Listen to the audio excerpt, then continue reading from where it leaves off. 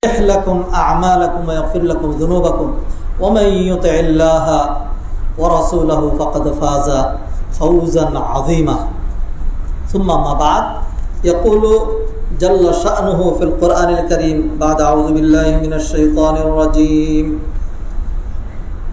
يا أيها الذين آمنوا كلوا من طيبات ما رزقناكم واشكروا لله إن كنتم إياه تعبدون وقال رسول الله صلى الله عليه وسلم يا أيها الناس إن الله طيب ولا يقبل إلا طيبا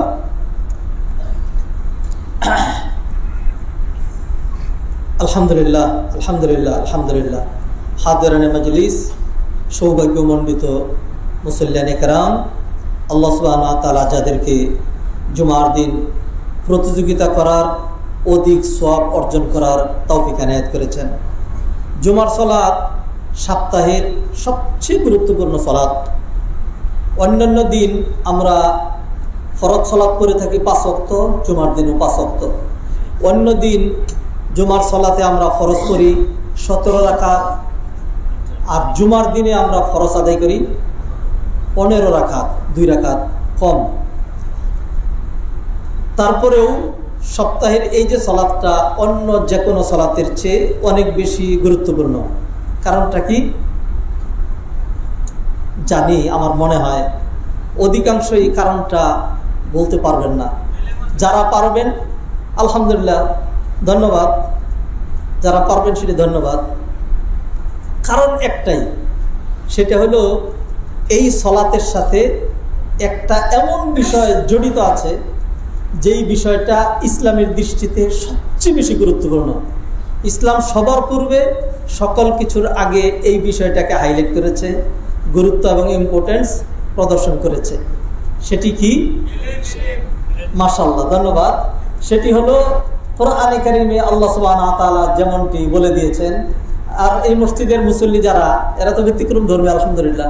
অন্য যে কোনো মসজিদের চেয়ে এটা শুধু আমার দাবি না, এটি বাস্তবতা। অনেকেই নামাজ পড়তে যান, আর এইখানে যারা আসেন তারা জ্ঞান শিখতে আসেন। কারণ হলো অন্যখানে যারা যান সেইখানে যেহেতু খুতবাটা আরবিতে হয়, সেই জন্য বাংলা ভাষাভাষী হওয়ার কারণে তিনি কিছুই বুঝেন না। যেটি সবচেয়ে বেশি গুরুত্বপূর্ণ সেই বিষয় থেকে তিনি বঞ্চিত। হ্যাঁ, আর এইখানে যারা আসেন তারা বুঝে শুনে যে না, I have to learn something, I have to be qualify myself with knowledge, এটা বুঝে শুনে তারা এখানে আসেন, স্টাডিও করেন। যাদের এই ধরনের স্পৃহা আছে তারা স্টাডি করেন। অল্প আমল করেও অনেক বেশি সব পাওয়া যায় যদি সেখানে এল জড়িত হয়, আর বহু আমল করেও কম পাবেন যদি সেটা এলএম ছাড়া হয়। আল্লাহ বলছেন ফা'লাম আন্নাহু লা ইলাহা ইল্লাল্লাহ ওয়াস্তাগফির লিযামবিক। ইসলামের সর্বপ্রথম ফার্স্ট রেভিলেশন ফ্রম আল্লাহ সুবহানাহু ওয়া তাআলা through Jibrail for the benefit of human being to Prophet Muhammad sallallahu alaihi wasallam, important 5 verses, the first revelation, 5 verses from the beginning of Surah Al-Alaq. Iqra bismi rabbikal ladhi khalaq, khalaqal insana min 'alaq, iqra wa rabbukal akram alladhi 'allama bil qalam 'allamal insana ma lam ya'lam।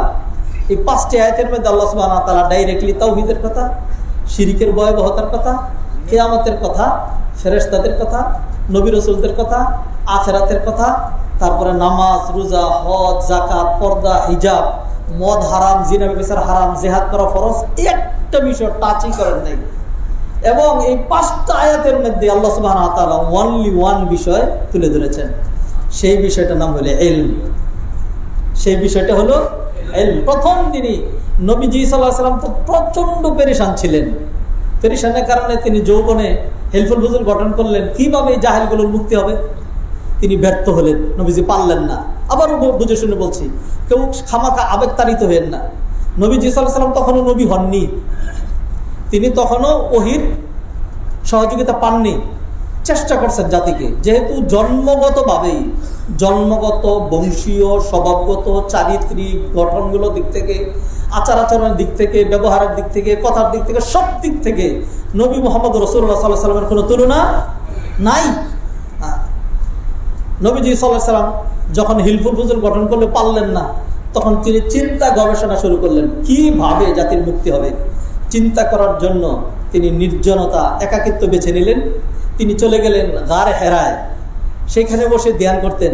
এমন অবস্থায় একদম মিশে যেতেন অদৃশ্য শক্তির সাথে, আল্লাহকে ডাকতে ডাকতে। আল্লাহর যেই বিশ্বাস আকিদা, এটা আরব জাহানের মুশরিকদেরও ছিল। আরব জাহানের মুশরিক যারা যাদেরকে জাহিলি যুগের লোক, সবচেয়ে খারাপ লোক বলি, ওরা কিন্তু আমাদের দেশের তথাকথিত কলা বিভাগের, কলা মানে আর্টস ফ্যাকাল্টি, আর্টস ফ্যাকাল্টি চিনেন না? I was student of arts faculty of Dhaka University.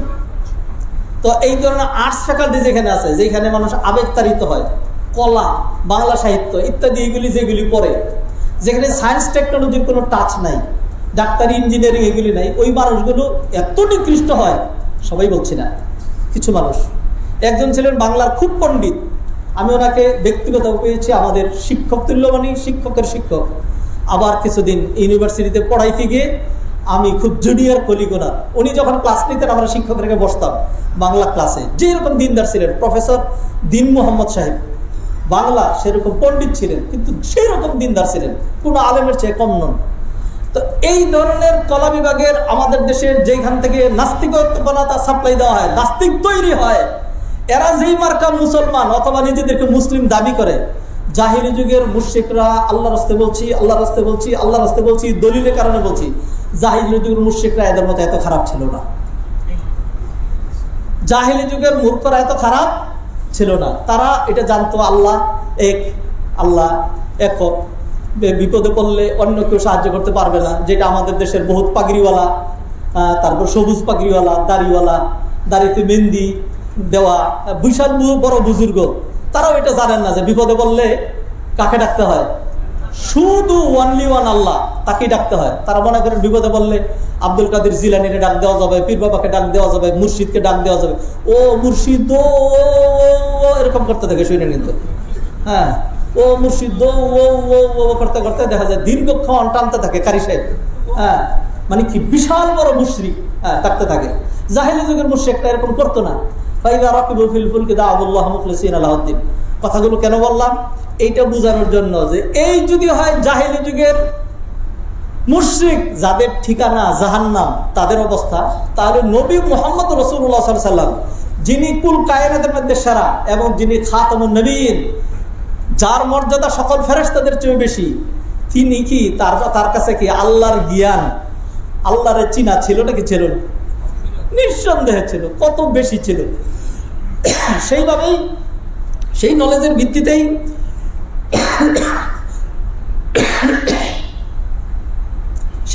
ভিত্তিতেই নবী মুহাম্মদ রাসূলুল্লাহ সাল্লাল্লাহু আলাইহি ওয়াসাল্লাম গারে হেরায় গিয়ে ধ্যান করতেন, ইবাদত করতেন। ওয়া কানা ইয়াতাহান্নাসু বিগারি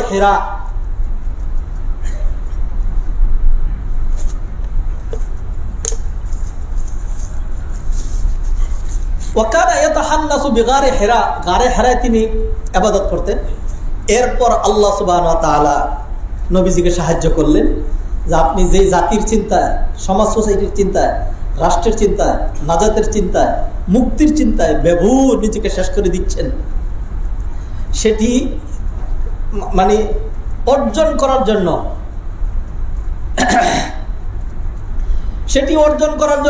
আপনার গন্তব্যে পৌঁছার জন্য, আপনি সার্থক হওয়ার জন্য যেটি সবচেয়ে বেশি দরকার, সেটি আল্লাহ সুবহানাহু ওয়া তাআলা কি বললেন? ও নবী, আজকে থেকেই সবাই নামাজে লাগাইয়া দেন। বলেন নাই, নারীদেরকে পর্দা করাইয়া পুরুষদের থেকে আলাদা করেন। সর্বনাশ, মানুষ মদ খাচ্ছে, মদ বন্ধ করে দেন। আল্লাহ মক্কার লোকজন জিনার বিচার করে, বন্ধ করেন তাড়াতাড়ি। আরো বড় সর্বনাশ, মক্কার লোকগুলো এরা মুশরিক, লাত মানাত উজ্জা দেবদেবতাকে ডাকে। এখনই বলেন না এগুলি ডাকা যাবে না, ডাইরেক্ট আল্লাহর দিকে আসো। আল্লাহ সুবহানাহু ওয়া তাআলা ডাইরেক্টলি এই কথাগুলো বলেন নাই, ইনডাইরেক্টলি সব আছে এর মধ্যে, ইনডাইরেক্টলি সব আছে। যেমন বিসমিল্লাহির রহমানির রহিম, মুফাসসিরিনে কেরাম বলছেন যে বিসমিল্লাহির রহমানির রহিমের মধ্যে কোরআনের ফার্স্ট ওয়ার্ড যা আছে, এটা ইন জিস্ট আকারে বিসমিল্লাহর মধ্যে আছে। এটা তো আপনি বুঝবেন না, আমি আর আপনি বুঝি না। এটা বুঝতে হলে সেই রকম নলেজ ওয়ালা আলেম লাগবে। আরেকটু আগাই উলামায়ে কেরাম বলছেন সূরা ফাতিহা, এটা হলো জিস্ট কোরআন। সূরা ফাতিহা এটা হলো জিস্ট কোরআন, এর ভিতরে এইটুকুন আছে। তো সেটা হলো একটার ভিতরে আছে, সেটার মর্যাদা, পূর্ণাঙ্গ ব্যাখ্যা বিশ্লেষণ আলাদা। তো ইনডাইরেক্টলি কি কি আছে সেটা নয়, ডাইরেক্টলি আল্লাহ সুবহানাহু ওয়া তাআলা 5টা আয়াতের মধ্যে সালাত, সিয়াম, হজ, যাকাত, অন্যান্য গুরুত্বপূর্ণ বিষয় কিচ্ছু আনেন নাই। আল্লাহ নবীজিকে যেন বলে দিলেন, ও নবী, যদি জাতিকে রক্ষা করতে হয়, যদি নাজাত পেতে হয়, যদি গন্তব্যে পৌঁছাতে হয়, যদি সফলতা অ্যাচিভ করতে হয়, তাহলে আপনাকে সবচেয়ে বেশি গুরুত্ব যেই বিষয়ে দিতে হবে সেটা হলো সায়েন্স, সায়েন্স, টেকনোলজি, বিদ্যা, বিদ্যা। ইকরা বিসমি রাব্বিকাল্লাযী খালাক, খালাকাল ইনসানা মিন আলাক। হাদিরান মাজলিস, কথা বাড়াচ্ছি না, আমাদের ধারাবাহিক বিষয় আছে, সেটা হলো হারামের অপকারিতা এবং পরিণতি। সেটা নিয়ে আমরা আলোচনা শুরু করেছি গত সপ্তাহে। আজকেও সেই বিষয়ের উপরে আলোচনা করব। শুরুতে হালকা একটু ভূমিকা স্বরূপ অন্য বিষয়ে, প্রতি জুমায় এরকম অন্য কিছু বিষয় নিয়ে আমরা কিছু কথাবার্তা বলে থাকি, তো আজকেও তার ব্যতিক্রম নয়। তো সেই জন্য আপনারা গৌরবান্বিত মুসল্লিয়ানে কেরাম, যারা প্রতিযোগিতা করে খতিব সাহেব খুতবাতে আসার আগেই যারা মসজিদে আসতে পেরেছেন, আল্লাহ সুবহানাহু ওয়া তাআলা আপনাদেরকে কাঙ্ক্ষিত পুরস্কারে পুরস্কৃত করুন। সেই বিষয়টি হলো ইলম। মসজিদে যারা আসবে, খতিবের আগমন এবং মুসল্লিদের আগমন, এই দুইয়ের মধ্যে পার্থক্য আছে। যদি নবীজির সুন্নাত তালাশ করেন তাহলে একরকম, আর যদি আমাদের দেশের তথাকথিত সিস্টেম তালাশ করেন তাহলে আরেক রকম। ইমাম, মুয়াজ্জিন, খতিব সাহেব তারা সবার আগে থাকতে হবে। কেউ থাকুক না থাকুক, কমিটির বহু মানুষ ধমক পারে, খতিব সাহেব কোথায়, ইমাম সাহেব কোথায়, আপনার দেরি কেন, হ্যাঁ আপনার আর কি কাম, এটা সারা কি কাজ আছে, আপনি আগে থাকবেন। কারণ তার তো আর শরিয়া জানাও নাই, তিনি জানতেও চান না। কিন্তু বিষয় হলো, নবীজি সাল্লাল্লাহু আলাইহি সাল্লাম কোনোদিনই মসজিদে এসে তিনি সুন্নাহ পড়েননি। তিনি বাসা থেকে নামাজ পড়ে আসতেন, আর জুমার পরে তিনি মসজিদে সুন্নাহ পড়তেন না, বাসায় ফিরে তারপরে তিনি পড়তেন। এসেই তিনি খুতবা দিয়ে শুরু করতেন। আর আল্লাহ সুবহানাহু ওয়া তাআলা এমন একটা বিধান করে দিয়েছেন যে মানুষেরা যারা আগের থেকে আসছে, খতিব সাহেব আসে নাই, এখন ফেরেশতারা তাদেরকে এই যে মসজিদের গেটে আছে যে এখানে দাঁড়াবে, যেই সমস্ত দিক দিয়ে মানুষগুলো ঢুকে সেইখানে ফেরেশতারা দাঁড়াবে, দাঁড়ায় একজন আসবে, তাদের নাম টাম সব জানা আছে, লিখবে অমুকের ছেলে অমুক এলাকা থেকে, উত্তরা 6 নম্বর সেক্টর থেকে, 14 নম্বর সেক্টর থেকে, 10 নম্বর সেক্টর থেকে, গাজীপুর থেকে, বনানী থেকে, গুলশান থেকে অমুক আসছিল, যে কটার সময় আসছে, 11টার সময়, 11:15 সময়, 11:30 সময়। এইভাবে তারা খতিব সাহেবের যারা আগে যারা মসজিদে প্রতিযোগিতামূলক এসছেন তাদেরকে 5টা ভাগে বিভক্ত করবে। প্রথম প্রহরে যারা আসছেন তাদেরকে এক্সট্রা একটা মর্যাদা দেওয়া হবে, সেটা হলো ফাকা আন্নামা কাররাবা বাদানা, তারা যেন আল্লাহ রাস্তায় উট কুরবানি পেশ করলো। দ্বিতীয় প্রহর গরু, তৃতীয় প্রহর ছাগল, চতুর্থ প্রহর মুরগি, এবং পঞ্চম প্রহরে যারা আসলো তারা যেন ডিম কুরবানি পেশ করলো। এইটা হলো তাদের এক্সট্রা মর্যাদা, যারা জ্ঞানকে প্রাধান্য দিয়ে জ্ঞান শিখার জন্য, জানার জন্য, যাতে একটি বাক্য ছুটে না যায়, সেজন্য জুমার দিন, ইবাদতের দিন, ঈদের দিন, সাপ্তাহিক বিশেষ দিন এবং জুমার সালাত, সপ্তাহের বিশেষ সালাত, সেই জন্য প্রতিযোগিতা করে চলে আসলো। জুমার দিন সাংঘাতিক গুরুত্বপূর্ণ দিন, জুমার দিনে কিয়ামত হবে, জুমার দিনে গুরুত্বপূর্ণ বহুত কিছু হয়েছে। প্রতি জুমাবারে আসমান জমিন সহ কোন কায়নাত সবাই ভীত সন্ত্রস্ত হয়ে থাকে, না জানে আজকে কিয়ামত ঘটে যায়। তো সেই জন্য এই দিন বিশেষ করে ইবাদত করতে হয়। এই দিনে এমন একটা সময় আছে, যেই সময় কেউ যদি আল্লাহর কাছে হাত তুলে, তাহলে আল্লাহ সুবহানাহু ওয়া তাআলা কখনোই তার হাত খালি হাতে ফিরান না। তো এই দিন যারা প্রতিযোগিতা করে আসে, যারা আগে আসতে পারে, খতিব সাহেবের খুতবা থেকে যারা উপকৃত হয়, নিঃসন্দেহে তারা সৌভাগ্যমণ্ডিত। আল্লাহ সুবহানাহু ওয়া তাআলা আমাদের সবাইকে সৌভাগ্যমণ্ডিত হওয়ার তৌফিক এনায়েত করেন। হাদিরানে মজলিস, আমরা আলোচনা করছিলাম, গত সপ্তাহে শুরু করেছিলাম হারাম উপার্জনের ভয়াবহতা, পরিণতি, ক্ষতিকর দিকগুলো। প্রথমে আমরা যেটা আলোচনা শুরু করেছি সেটা হলো মানুষ কি কারণে হারামের দিকে ধাবিত হয়। যাতে এই বিষয়টা একেবারে 2-3 মাস লেগে না যায়, সেই জন্য ইচ্ছা করে কিছু সংকুচিত করা লাগবে। তো সেই জন্য কোনো পয়েন্টে খুব বেশি লম্বা বিশ্লেষণে যাচ্ছি না। মানুষ যে কারণে হারামের দিকে যায়, কেন মানুষ হারামের দিকে ধাবিত হয়? আল্লাহ তো তাকে হালাল জীবিকা দিয়েছেন, আল্লাহ তো তার জীবিকার গ্যারান্টি নিয়েছেন, আল্লাহ সুবহানাহু ওয়া তাআলা সে চলে গেলে তার সন্তানের জীবিকার গ্যারান্টি দিয়েছেন। শিল্পপতি যারা আছেন, পুঁজিপতি যারা আছেন, ও বাড়িওয়ালা গাড়িওয়ালা যারা আছেন, সবাইকেই কি আপনার বাবা দিয়ে গেছিলেন এগুলো? অনেকে বলবেন না আমার কিছুই ছিল না। বহুত মানুষ এরকম বাদাম বিক্রি করত, বুট বিক্রি করত, ফেরিওয়ালা ছিল, ক্ষুদ্র ব্যবসা দিয়ে শুরু করেছে, এত বছর আগে ঢাকায় এসেছিল, ফুটপাতে বসতো, সেখান থেকে তিনি কোটি কোটি টাকার মালিক হয়েছেন। আল্লাহ সুবহানাহু ওয়া তাআলা দিয়েছেন, দিতে পারেন। এখন এত কিছু পাওয়ার পরেও তার পেটটা ভরে না। তিনি মনে করছেন যে আমারই সব অর্জন করা লাগবে, সব আমারই দরকার, আর কারো দরকার না।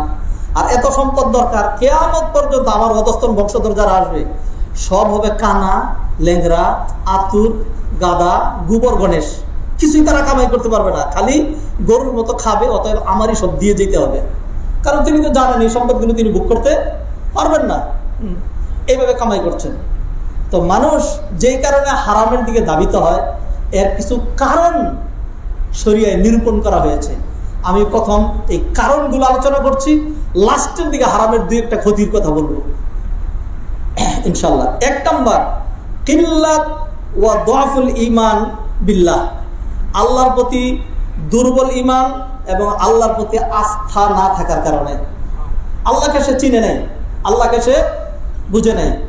আল্লাহ হলেন খালেক, আল্লাহ হলেন রাজেক, আল্লাহ হলেন আলহামদুলিল্লাহি রব্বিল আলামিন, আল্লাহ হলেন রব্বুল আলামিন। রব কাকে বলা হয়?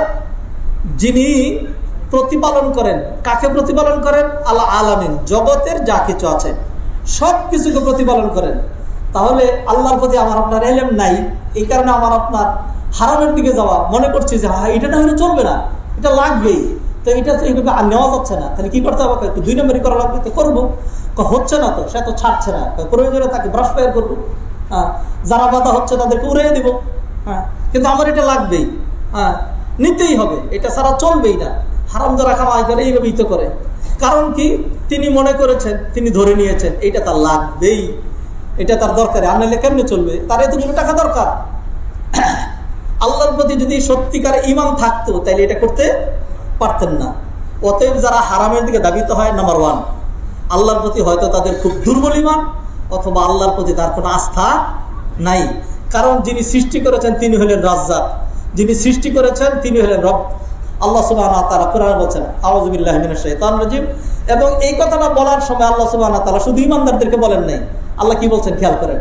ইয়া আইয়ুহাল ইনসান, ও জিনেরা, ইয়া আইয়ুহাল ইনসানু, ও মানুষেরা, হিন্দু বৌদ্ধ খ্রিস্টান যাই হোক না কেন, মা গর্রাকা বিরব্বিকাল কারীম, তোমাকে কোন জিনিস তোমার রবের ব্যাপারে ধোঁকায় ফেলে রেখেছে? রব্বিকাল কারীম, এবার রবকে আবার আল্লাযী খালাকাকা, যিনি তোমাকে সৃষ্টি করেছেন, ফাসাওয়াকা ফাআদালাক ফি আইয়ি সূরাতিন মা শাআ রাক্কাবাক, যিনি তোমার এই সুন্দর আকৃতিটা চয়ন করেছেন এবং তিনি যেমন চেয়েছেন ওই রকম তোমাকে গঠন দিয়েছেন। তুমি লম্বা, বেটে, ফর্সা, ব্রেনওয়ালা, মেধাবী, সম্ভ্রান্ত পরিবারের যত যা কিছু মানুষের আছে, এই সব কিছু তিনিই তোমাকে দিয়েছেন। আর তিনিই তোমাকে সৃষ্টি করেছেন। ইন্নাল্লাহা হুয়ার রাজ্জাক, আর তিনি হলেন রাজ্জাক। ওমা মিন দাব্বাতিন ফিল আরদি ইল্লা আলাল্লাহি রিজকুহা, যত জীবজন্তু আছে সব কিছুর জীবিকা সাপ্লাই দেওয়ার মানে দায়িত্ব আল্লাহর উপরে বর্তায়। যিনি সৃষ্টি করেছেন, যিনি সৃষ্টি করেছেন, যেই বাবা মা সন্তান জন্ম দিয়েছেন, জন্ম তো তাই না, মানে উসিলা হয়েছেন আর কি, তাদের কত পেরেশানি নিজের ছেলে মেয়েদের জন্য, কত কষ্ট। গরিব মানুষগুলো কি কষ্ট করে সেটা আপনি খেয়াল করেন। আমরা যারা এখন একটু নিজের একটা সিল লাগাইছি, বড় লোক, সিলটার নাম হইলো বড় লোক, হয়তো টের পান না, গদি দিকে বসছেন, এসিতে বসছেন, এইভাবে সেইভাবে। কিন্তু যারা কষ্ট করে কামাই করে তাদেরকে জিজ্ঞাসা করেন যে একটা দিন কিভাবে কাটে। এত কষ্ট করেন, শরীর খারাপ, ঘরে থাকতে পারলেন না, বৃষ্টির মধ্যে বেরিয়ে গেছেন, রোদ্রের মধ্যে বেরিয়ে গিয়েছেন, কাদার মধ্যে বেরিয়ে গিয়েছেন, হ্যাঁ, সারা রাত জেগে মানুষ ঘুমাচ্ছে, তিনি পাহারাদারি করছেন। কেন করছেন? যে ঘরে চাল নাই, ঘরে খাবার নাই, ছেলে মেয়েদের কি হবে, স্কুলে বেতন দিতে হবে, বাসা ভাড়া দিতে হবে, স্ত্রীর কাপড়টা পুরানো হয়ে গেছে, একটা কাপড় কেনা দরকার, ছেলে মেয়েদের জামা কাপড় নাই, এই জন্য তিনি কষ্ট করছেন। তাহলে যেই বাবা মায়ের উসিলায় সন্তান দুনিয়াতে আসে, তার এত টেনশন, তার সন্তান প্রতিপালন করা লাগবে। আর যেই আল্লাহ তাকে আশরাফুল মাখলুকাত হিসাবে বানাইলেন, সৃষ্টি করলেন, চেহারা দিলেন, আকৃতি দিলেন, সে আল্লাহ সুবহানাহু ওয়া তাআলার বুঝি এদেরকে পালার কোনো পরিকল্পনা নাই? আছে। তো মানুষ এইগুলি যদি জানতো যে কোন নো টেনশন, ডু ফুর্তি, আমার রিজিকের দায়িত্ব কে নিয়েছেন? ইন্নাল্লাহা হুয়ার রাজ্জাকু যুল কুওয়াতিল মাতিন।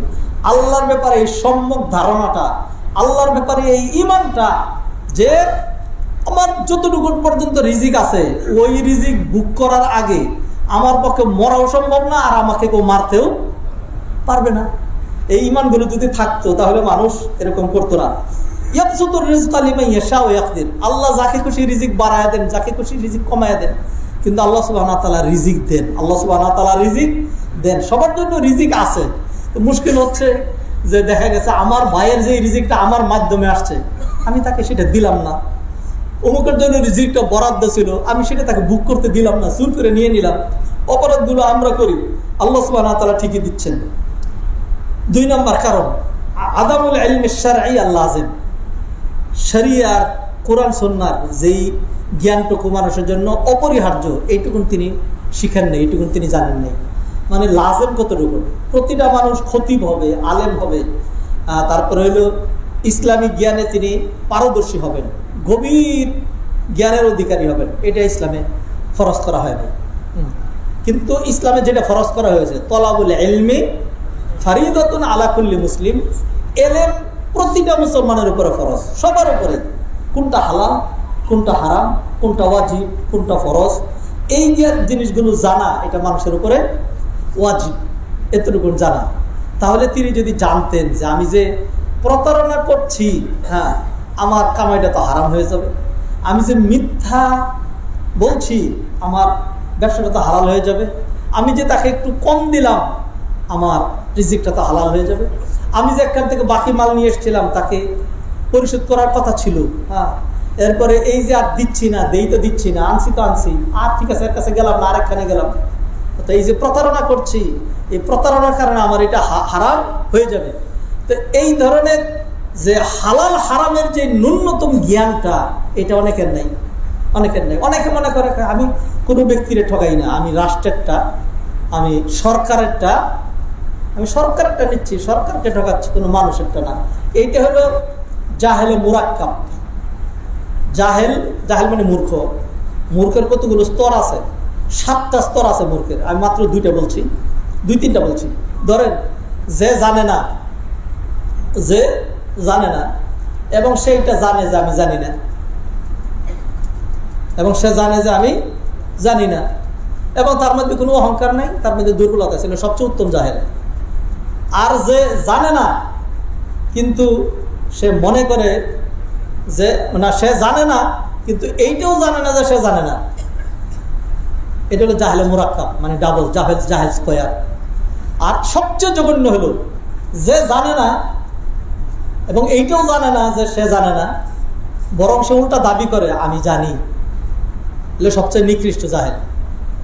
তো যারা এইভাবে হারাম খেয়ে আবার চুরি সিনা চুরি করে, কোনো ব্যক্তিরটা খাইনি, আমি সরকারেরটা মেরেছি, হ্যাঁ, এরকম যারা করে, আউযু বিল্লাহি মিনাশ শাইতানির রাজিম, এরা হলো একদম জাহেল দ্য গ্রেট। কারণ হলো কোনো ব্যক্তিরটা যেটা আমি নষ্ট করেছি, প্রতারণা করেছি, একদিন মাপে কম দিয়েছি, একদিন বাটপারি করে টাকাটা দেই নেই। কত সময় এরকম হয় যে আমরা একটা সদাই কিনে এরপরে মনে করেন চলে আসলাম, নোট দিলাম, বাকিটা নিতে মনে নেই, এখন এটা তার দায়িত্ব, যেহেতু আমি ভুলে গিয়েছি, তখন পিছন থেকে ডাক দিয়ে শোনেন আপনি কিন্তু টাকা নেন নি, আমাকে 500 টাকা নোট দিয়েছে মনে আছে? হ্যাঁ, ভুলে গেছি, ধরেন আপনি এটা নিন। অনেক সময় আমি সদাই নিলাম, আমারই খেয়াল নাই, চলে আসছিলাম, সেও খেয়াল করে নাই, 1 কিলোমিটার আসার পরে, বাসা আসার পরে মনে পড়লো সর্বনাশ, আমি তো টাকাটা দিয়েছি নাই। হ্যাঁ, তখন আমি মনে করলাম যাক আল্লাহ বাঁচাইছে, সেও দেখে নেই, হ্যাঁ, আর আমার চায়ও নাই, আর আমিও, তাইলে আপনি হারাম খেলেন। আর যদি মনে করেন সর্বনাশ, আমি তাকে যে দিব মানে আমি যে দিব না, আমি তো ঠকে গেলাম।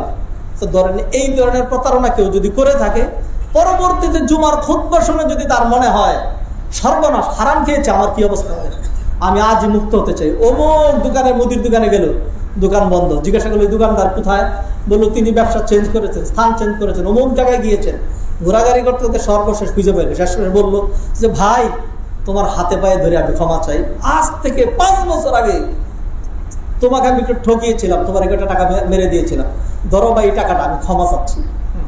আমার তো মনে নেই, জানি না, দাবি রেখে নেবো এটা না, বলে না টাকা লাগবে না, কিছু লাগবে না, আচ্ছা ঠিক আছে ক্ষমা করে দিলেন, অথবা টাকাটা নিয়েই ক্ষমা করলেন, তাইলে তার থেকে ক্ষমা পাওয়ার ব্যবস্থা আছে। আর যিনি নাকি বাংলাদেশ সরকার একটা মেরেছেন, এখন 18 কোটি মানুষের মধ্যে প্রতিদিন ধরেন কত হাজার মারা যায়, আমার পরিসংখ্যানটা মনে নেই, প্রতিদিন কি পরিমাণ মারা যায়, প্রতিদিন মারা যাচ্ছে। আপনি 5 বছর পরে তো অবাক করছেন, 5 বছরের মধ্যে 1 কোটি মানুষ মারা গেছে, ওদের ক্ষমাটা কিভাবে নেবেন? আচ্ছা বাকি যারা আছে এদের থেকে কিভাবে নেবেন? চিন্তা করলেন যে না, যে একটা হসপিটাল কাবা করে আরাফার ময়দানে কান্নাকাটি করে তওবা করে আসে, সুযোগ আছে? আল্লাহ মাফ করবেন? মাফ করবেন না। তাহলে সেটাই বলছিলাম যে যারা হারামের দিকে ধাবিত হয়, তাদের আদামুল ইলমি শারঈ লাজিম, যেইটুকুন জ্ঞান তার জন্য ফরজ ছিল, এইটুকুন সে শিখতে পারে নাই, অথবা শিখলেও আমলে নিতে পারে নাই। 3 নাম্বার, আদামুত তাওয়াক্কুল আলাল্লাহ, আল্লাহর উপর ভরসা করতে সে ব্যর্থ হয়েছে। সে মনে করেছে আল্লাহকে আমার রিজিক দিতে পারবে, আজকে আমার রিজিক নেই, কালকে আমার কি অবস্থা হবে, সে এরকম মনে করেছে। নবীজি সাল্লাল্লাহু আলাইহি সাল্লাম একটা হাদিসে বলছেন, লাউ আন্নাকুম তাওয়াক্কালতুম আলাল্লাহি হাক্কা তাওয়াক্কুলিহি লারাযাকাকুম কামা ইয়ারযুকুত তাইর ইয়াগদু খিমাসান ওয়া ইয়ারুহু বিতানা। নবীজি সাল্লাল্লাহু আলাইহি সাল্লাম বলছেন, তোমরা যদি সত্যিকার অর্থে আল্লাহর উপর ভরসা করতে পারতে, তাহলে আল্লাহ সুবহানাহু ওয়া তাআলা তোমাদেরকে এমনভাবে রিজিক দিতেন, যেমনি ভাবে তিনি পাখিগুলোকে রিজিক দেন। ইয়াগদু খিমাসান, কোনো সঞ্চয় নেই, বাসায় কিচ্ছু নাই, সকালবেলা খালি পেটে বেরিয়ে গিয়েছে, আর যখন বাসায় ফিরে এসছে পেট ভরেই সে ফিরে এসেছে।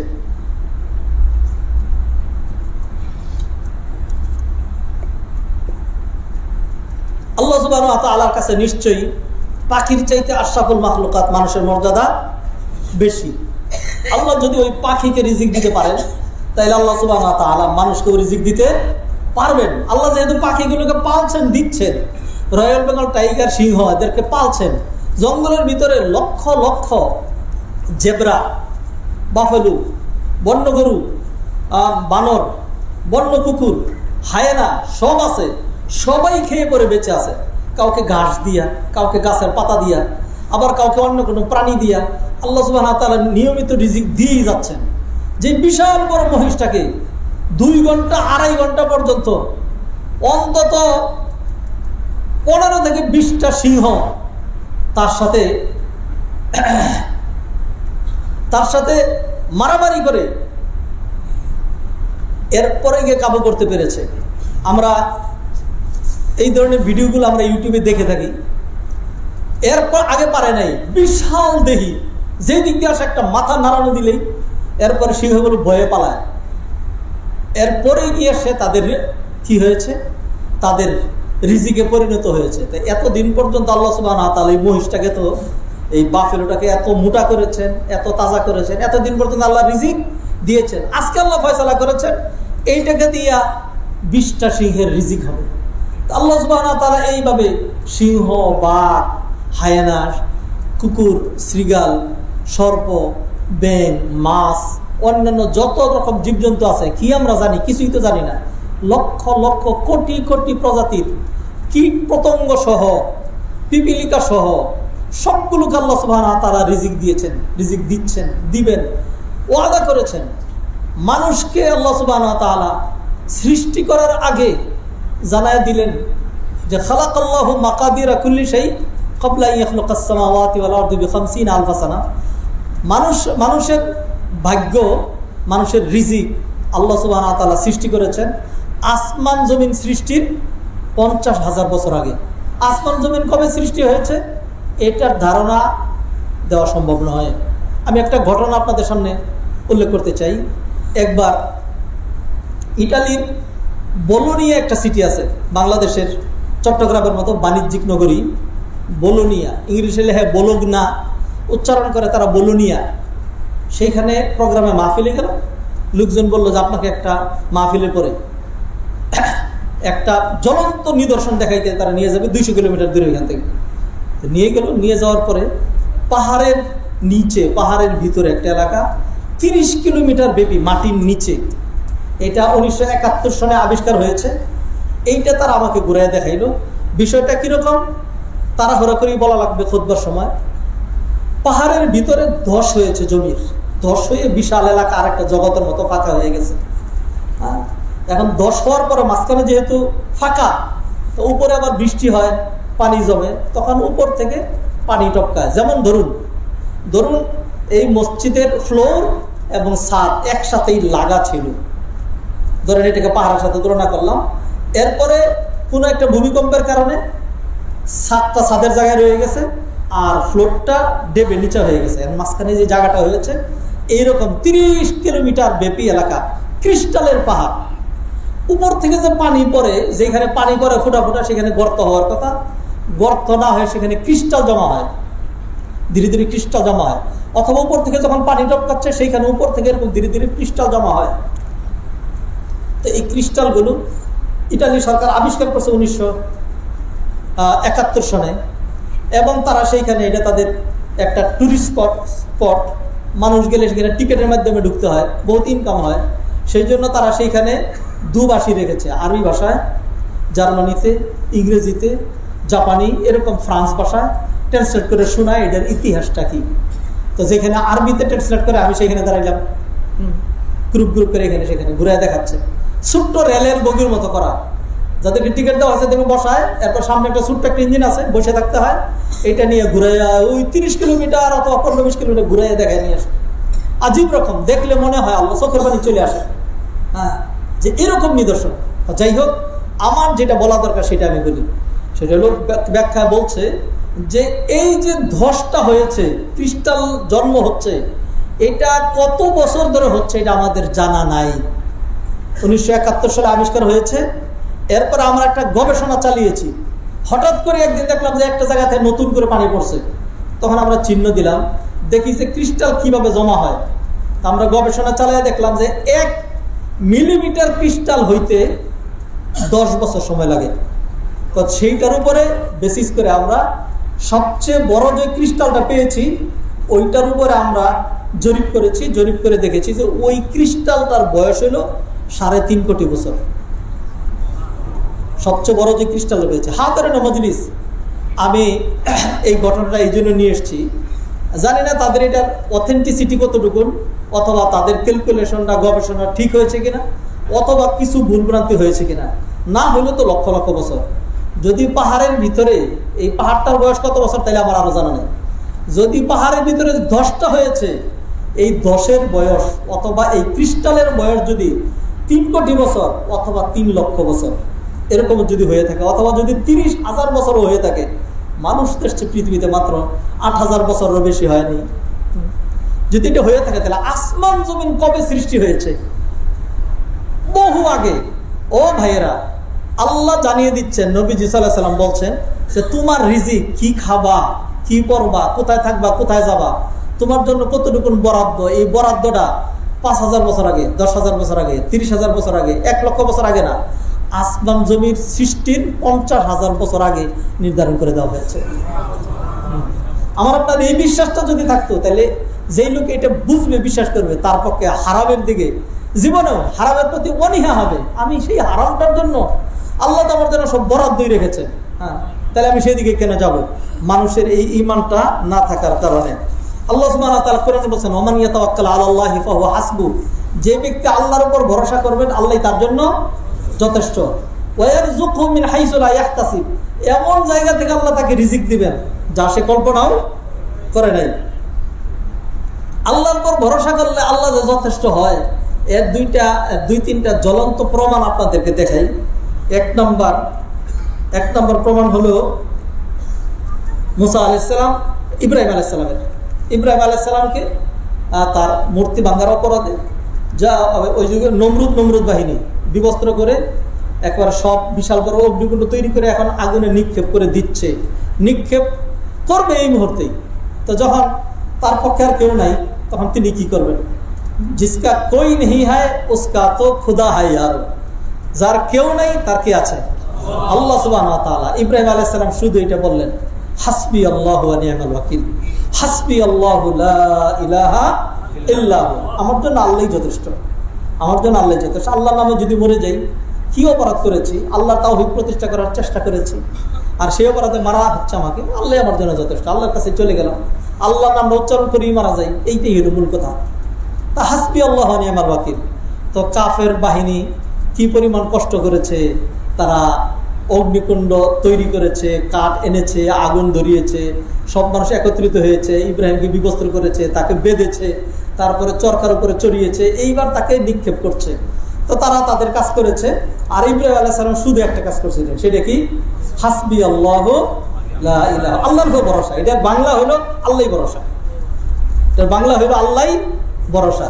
যারা যারা আমার বয়সের বা আমার চেয়ে বেশি বয়সের আছেন, তারা দেখবেন আগেকার দিনের গাড়িগুলির সামনে লেখা থাকতো এলাহি ভরসা। এখন আধুনিক যুগে এই ধরনের কিছুই পাবেন না। হ্যাঁ, এলাহি ভরসা এগুলি কি দরকার আছে? এগুলি দরকার নাই। আগেকার দিনে মহিলাদের জন্য নির্দিষ্ট সিট ছিল। হ্যাঁ, মহিলারা কোনো সময় দাঁড়ায়া যেত না। এখন তুমি মহিলা হয়েছে তাই কি হয়েছে, দাঁড়ায় থাকো। যে যেরকম চায় আল্লাহকে, যে আল্লাহকে যেমন কল্পনা করে ওইভাবেই পায়। এলাহি ভরসা উঠে গেছে, আল্লাহ ভরসা উঠে গেছে, এগুলি নাই। হ্যাঁ, বিদায় আমরা পাইও না, এরকম আল্লাহ ভরসা নাই। যাই হোক, ইব্রাহিম আলাইহিস সালাম বললেন আল্লাহই ভরসা, আল্লাহই, বাংলাটা বলে দিলেন আল্লাহই ভরসা। এরপর তারা নিক্ষেপ করলো, আল্লাহ দেখায় দিলেন, উদাহরণ জানায় দিলেন। এই ইব্রাহিমের সন্তানরা, আমাদের জাতির পিতার নাম কি? ইব্রাহিম আলাইহিস সালাতু ওয়াস সালাম। এই ইব্রাহিমের বাচ্চারা, বাপ কা বেটা সিপাহী কা ঘোড়া কুছ না হো তো থোড়া থোড়া। ইব্রাহিমের বেটা ইব্রাহিম আগুনে নিক্ষেপ করা হচ্ছে, একদম সেকেন্ডের মধ্যে পড়ে যাবে, সেই মুহূর্তে আল্লাহর উপর ভরসা করতে পারে। আর তোর ঘরে হালাল রিজিক আছে, যেই পরিমাণ আছে, 1 বছর 2 বছর 3 বছর 4 বছর 5 বছর 10 বছর 100 বছর 150 বছর 200 বছর 1000 বছর চলবে, তারপরে তোর হারামের দরকার? যাদের এত বেশি আছে, হ্যাঁ, যাদের এত বেশি আছে, বহু মানুষ আছেন এই মসজিদের মধ্যে, যাদের অবস্থা এরকম যে তিনি যদি আজকে থেকে আর কোনো কাজ না করেন, আল্লাহ যা দিয়েছেন, জায়গা জমি ভিটা বাড়ি গাড়ি এগুলি মিলে যদি উল্টা পাল্টা খালি এগুলি করতে থাকেন, খালি এইটুকুন, নতুন কিছু করলেন না, তাইলে অন্তত 50 বছর 100 বছর খাইয়ে চলতে পারবেন, স্বাভাবিক সুন্দর জীবনযাপন করতে পারবেন। কিন্তু তারপরে আমাদের আল্লাহর উপর ভরসা নাই। কি দরকার? আচ্ছা, আপনি আরেকটু বাড়াইতে চান, আরেকটু ব্যবসা করতে চান, আরো রিজিক বাড়াইতে চান, এটা তো খারাপ না। আপনি যদি একটা ইন্ডাস্ট্রি দেন, বহু মানুষ চাকরি করলো, তাদের জীবিকার ব্যবস্থা হবে। সবাই তো সব পারে না, আপনি পারেন, আল্লাহ আপনার একটা সুযোগ দিয়েছে, এটা তো নিষেধ না। নিষেধ কোনটা? নিষেধ হলো হারামভাবে চেষ্টা করা যায়, সেটা কি নিষেধ? হারামভাবে, হারাম পথে পা বাড়ানো। হাতের মজলিস, মুসল্লিয়ানে কেরাম, সম্মানিত ভাই বোনেরা, তাহলে 3 নম্বর যে পয়েন্টটা বলছি, আসুন, এইটা আমার আপনার সাংঘাতিক দরকার। আর না হয় কোনোতেই কোনো কিছু হবে না, আপনার রিজিকে কাজ হবে না, আপনার কামাই রোজগারে কাজ হবে না। বহুত কামাই রোজগার করছেন, হঠাৎ করেই দেখবেন বহুত টাকা রেখেছিলেন, এইটা এক সময় গিয়ে দেখবেন আর এই টাকাগুলো তো পচে গেছে। খুব ভালো করে রেখেছিলেন, হঠাৎ করে আগুন ধরে পুড়ে যাবে। অনেক কিছু অর্জন করেছিলেন, মানুষে নিয়ে নেবে, ভক্ষণ করতে পারবেন না। আল্লাহ অনেক বেদি দিয়ে দিবেন, বিক্রি করতে করতে করতে করতে শেষমেশ সব শেষ হয়ে যাবে। আল্লাহর উপর ভরসা করেন, আল্লাহ সুবহানাহু ওয়া তাআলা যথেষ্ট হবে। তাহলে হারামে মানুষ যেই কারণে দাবিত হয়, সেটা হলো তার আল্লাহর উপর ভরসা না থাকার কারণে। যেই ব্যক্তির সত্যি আল্লাহর উপর ভরসা আছে, সে হারামের দিকে যাবে না। মুসা আলাইহিস সালাতু ওয়াস সালাম জ্বলন্ত উদাহরণ। ফেরাউন বাহিনী আসছে আর সামনে সাগর। মুসা আলাইহিস সালাম সেটা বললেন, ক্বালা আসহাবু মুসা ইন্না লামুদরাকুন। ও মুসা, এখন তো আমাদেরকে ধরে ফেলবে, অবস্থা কি হবে? তো মুসা আলাইহিস সালামের আল্লাহ ভরসা দেখেন, তিনি বললেন, ক্বালা কাল্লা ইন্না মাইয়া রাব্বি সায়াহদিন। কশিন কালেও না, আমার সাথে আমার আল্লাহ আছে। এইটার সাদা মাথায় ইব্রাহিম আলাইহিস সালাম বললেন, হাসবি আল্লাহু লা ইলাহা ইল্লাহু, এটার অর্থ হলো আল্লাহ ভরসা। আর মুসা আলাইহিস সালাম বললেন, কাল্লা ইন্না মাইয়া রাব্বি সায়াহদিন, এটার অর্থ হলো আল্লাহ ভরসা, আল্লাহই ভরসা, আল্লাহই ভরসা।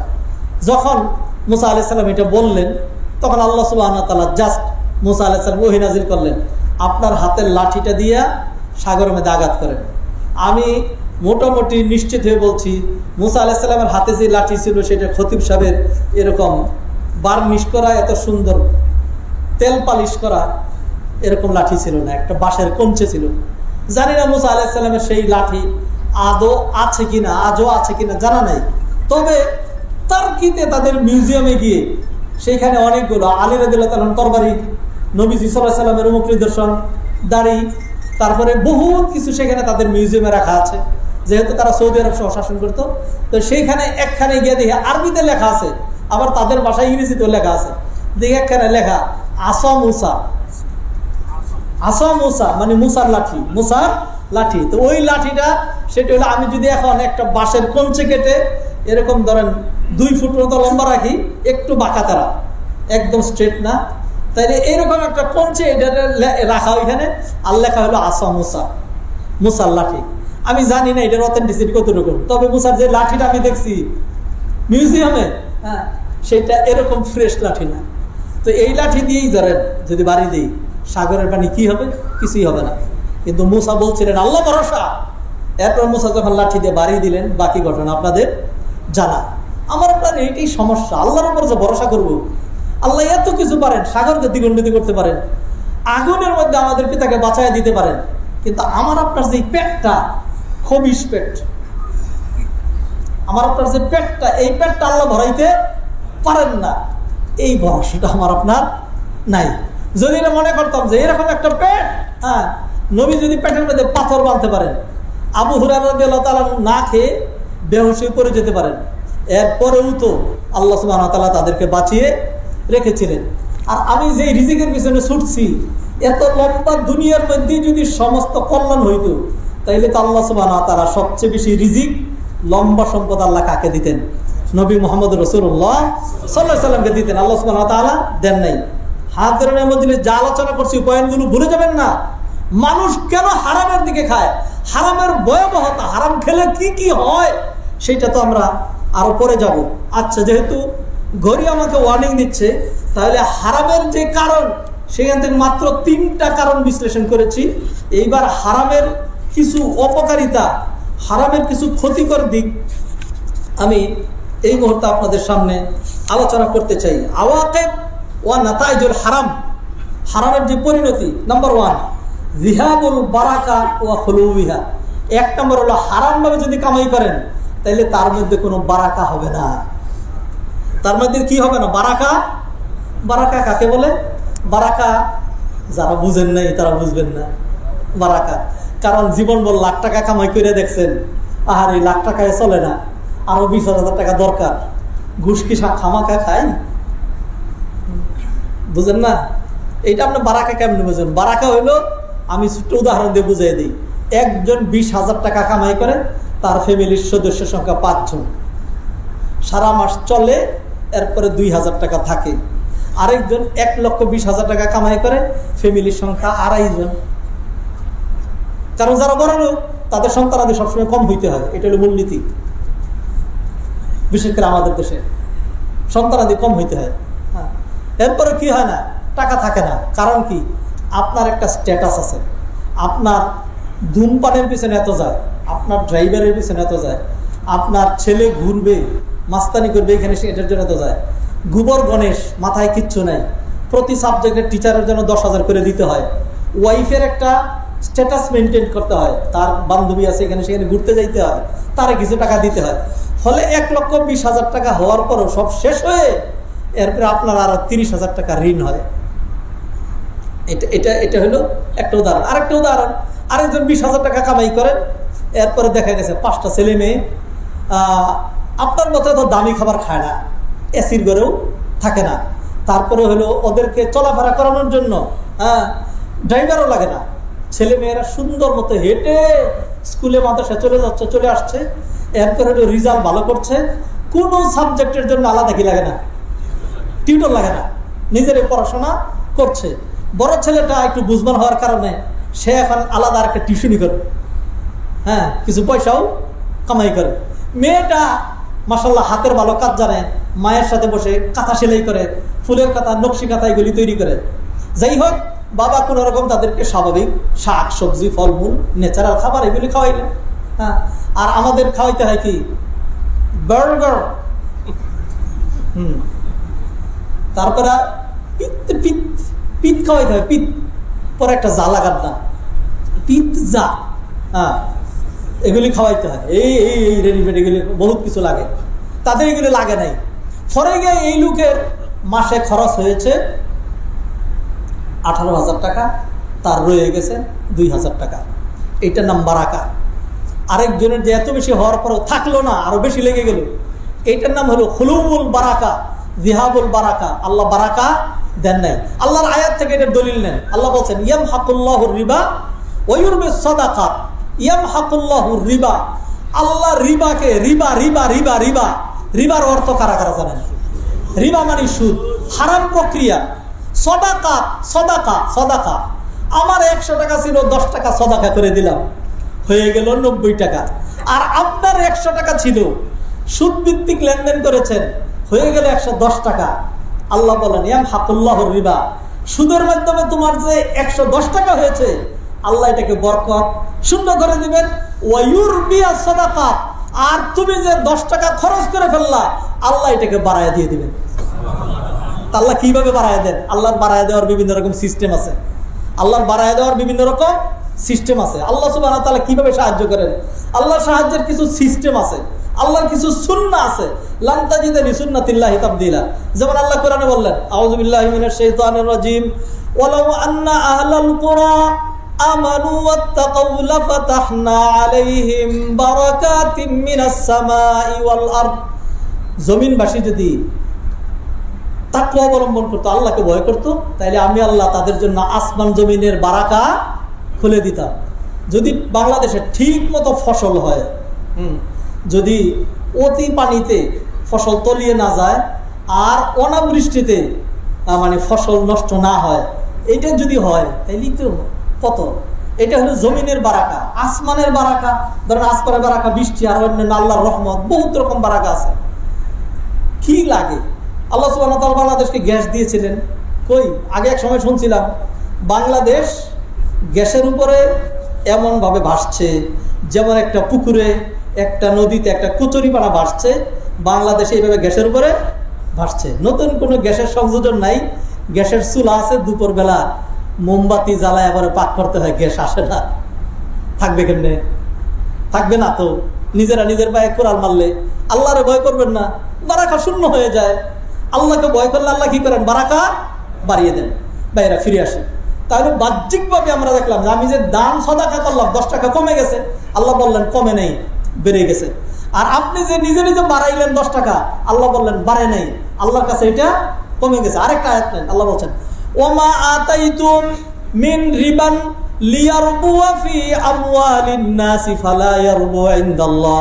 সুদ ভিত্তিক তোমরা যে কায়দা করেছো, কি করার জন্য? লিয়ারবুয়া ফি আমওয়ালিন নাস, মানুষের মাল বৃদ্ধি পাওয়ার জন্য। ফালা ইয়ারবু ইনদাল্লাহ, আল্লাহর কাছে ওটা বাড়ে না।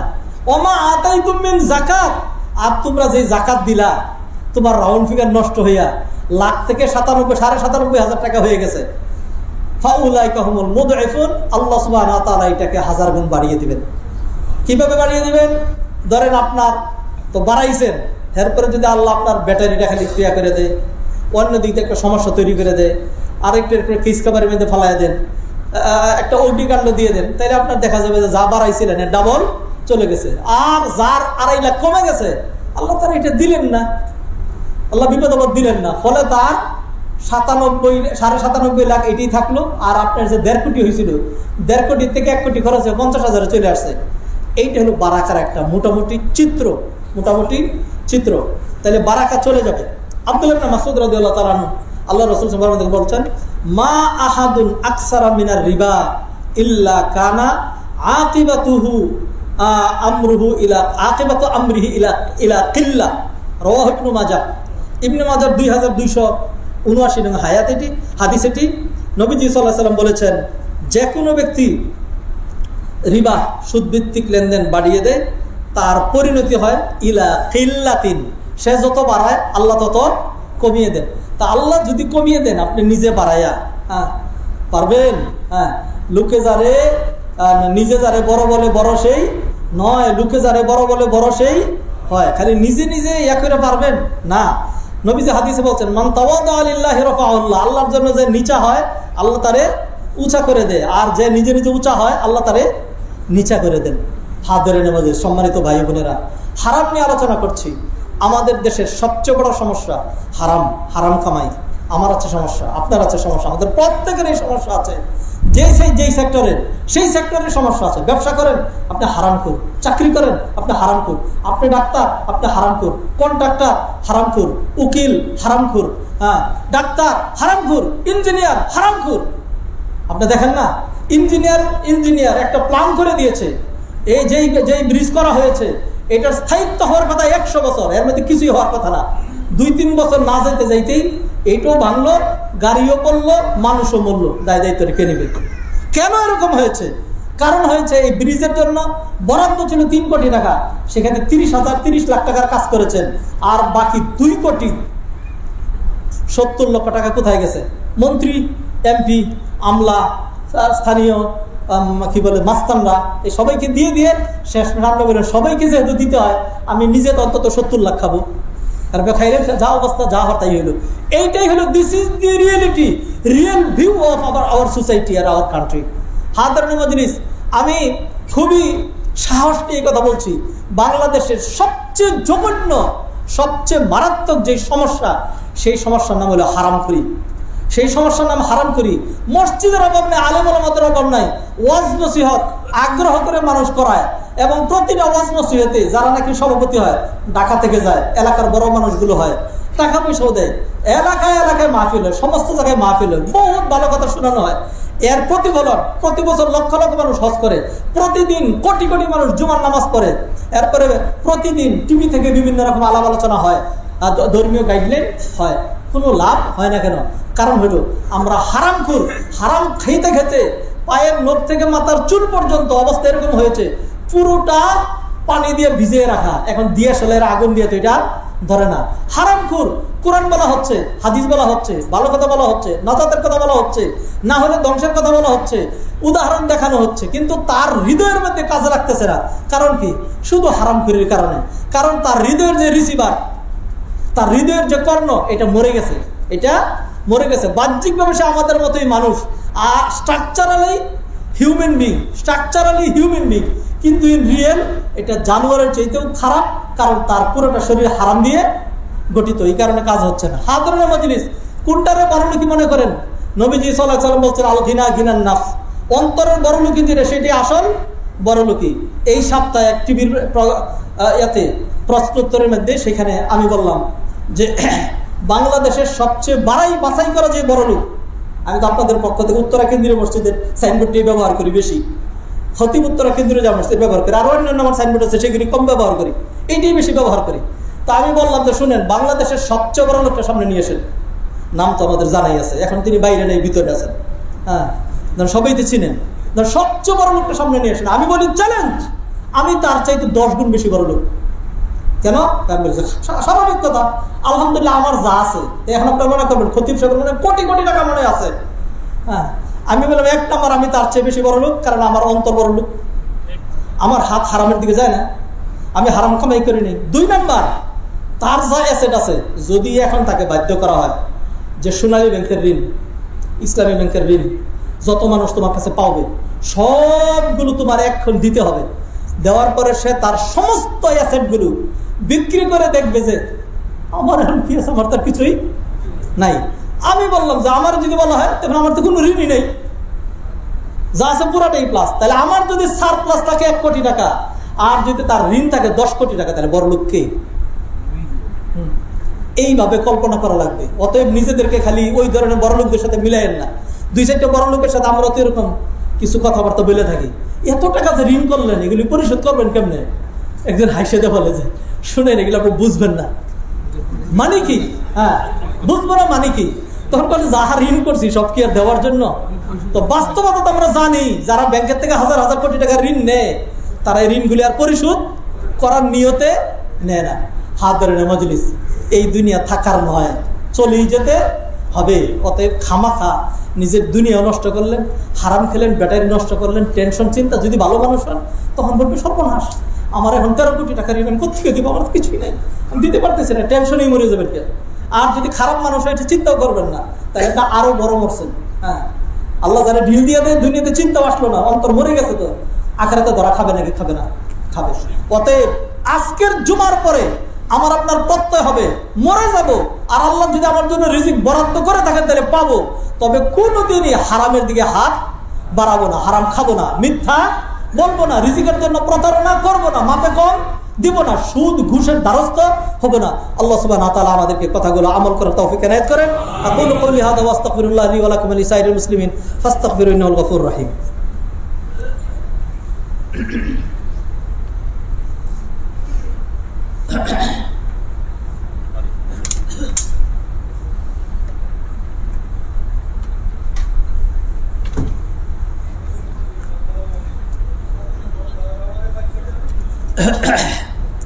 আলহামদুলিল্লাহ ওয়াহদা ওয়াসসালাতু ওয়াসসালামু আলা মান লা নাবিয়্যা বা'দা।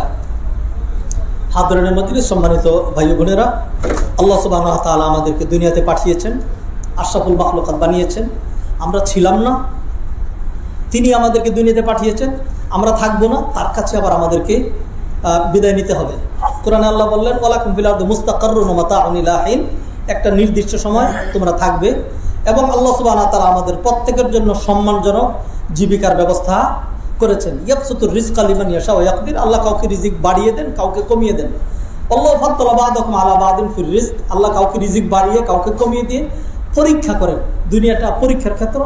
অতএব আল্লাহ যাদেরকে বেশি রিজিক দিয়েছেন আপনি শুকরিয়া আদায় করুন, মানুষের প্রতি সহযোগিতার হাত বাড়িয়ে দেন। আর আল্লাহ যাকে রিজিক কমিয়ে দিয়েছেন ধৈর্য ধারণ করুন। দুইটার মধ্যে কল্যাণ আছে, হারামের দিকে পা আমরা না বাড়াই। হারাম মানুষের জন্য সামগ্রিক অকল্যাণ বয়ে নিয়ে আসে, আর হালাল মানুষের বহুবিধ লাভ কল্যাণ দেয়। 1 নাম্বার, যিনি হালাল জীবিকা বক্ষণ করবেন, হারামের দ্বারস্থ হবেন না, he get his mental pleasure, মানসিক একটা প্রশান্তি। আলহামদুলিল্লাহ, জীবনে কোনোদিন হারাম খাই নেই। বহু সরকারি অফিসারকে বলতে শোনা হয়, আল্লাহ আমাকে 5টা সন্তান দিয়েছেন, কোনো দিন একটা হারাম খাইনি। আমার সঙ্গী সাথীরা বহু টাকা পয়সা কামাই করছে, সেদিকে দ্বারস্থ হই নাই। এরপরে যদি আপনি উদাহরণ তালাশ করেন তাহলে দেখবেন যারা হারাম খেয়েছে তার সন্তানগুলো জানোয়ার হয়েছে, আর যিনি হারাম খান নাই আল্লাহ সুবহানাহু ওয়া তাআলা ডাইরেক্ট তাকে সম্পদ দেন নাই, কিন্তু তার ছেলেমেয়েগুলোকে এমন মানুষ করে দিয়েছেন, এখন তারা কোটি কোটি টাকা বৈধভাবে কামাই করবে। আল্লাহ আমাদেরকে বুঝার তৌফিক এনায়েত করেন।